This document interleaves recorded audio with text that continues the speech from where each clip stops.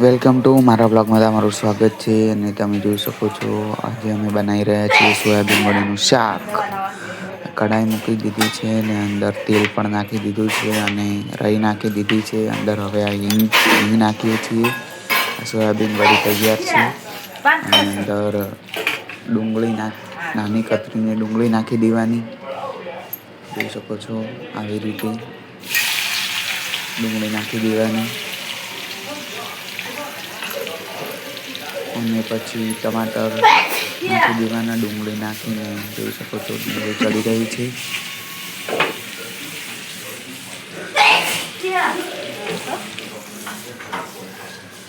આ સોયાબીન વડીને ટમાટર પણ નાના નાના કતરી દેવાના. જોઈ શકો છો તમે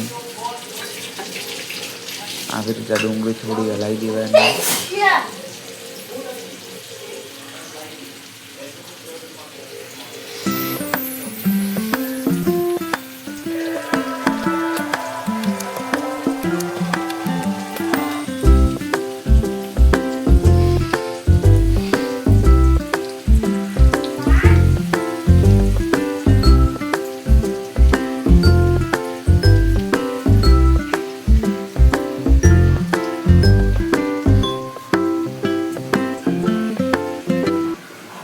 ખાંડણીમાં આદુ મરચાં લસણની પેસ્ટ તૈયાર રાખવાની.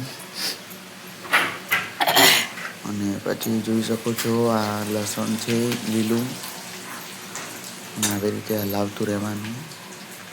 અને અંદર હળદર આવી ગઈ સ્વાદ અનુસાર અને આ મીઠું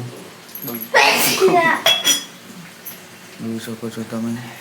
સરસ ચડી રહી છે ડુંગળી.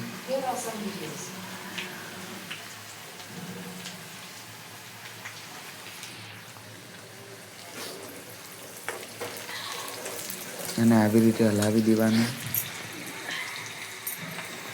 પછી અંદર ટમાટર નાખી દેવાના. કચરેલા ટમાટર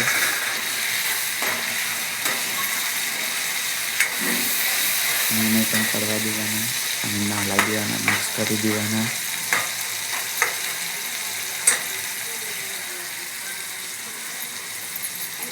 પછી એમાં આદુ મરચાં લસણની પેસ્ટ નાખી દેવાની.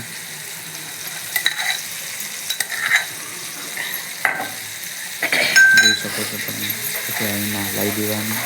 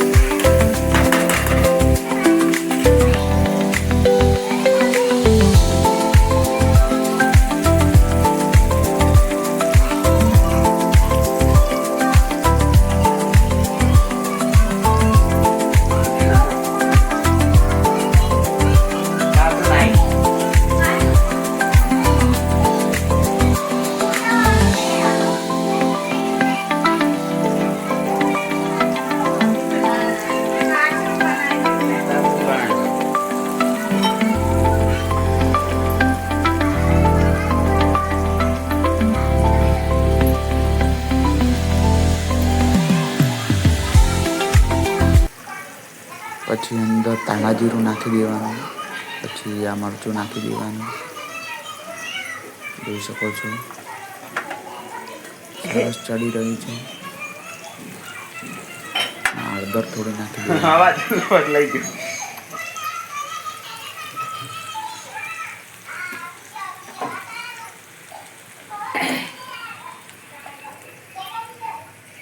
તારો વિડિયો ધ્યાન રાખ. આ તો અલગ બનાવી છે, અલગ ગોઠવી પછી એને પણ મસ્ત મિક્સ કરી દેવાનું. અલગ અલગ હપ્તાનું કર્યું. ડુંગળી અને સોયાબીન વડી નાખી દેવાની.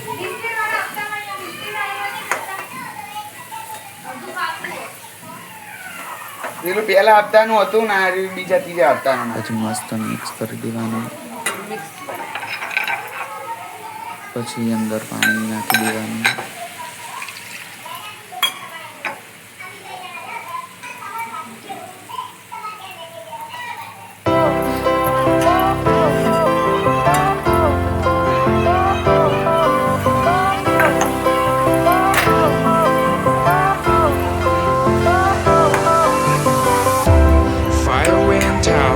Lights went down when you feel lost in your shadow.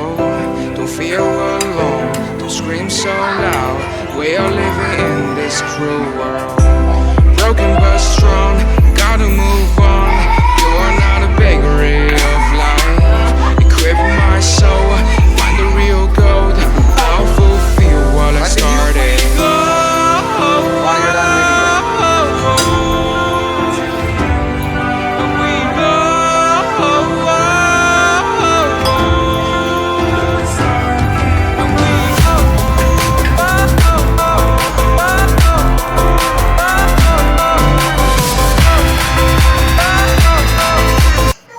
મસ્ત તૈયાર છે સોયાબીન વડીનું શાક. લાઈક કરો, શેર કરો, સબસ્ક્રાઈબ કરો. એક વખત ટ્રાય જરૂર કરો.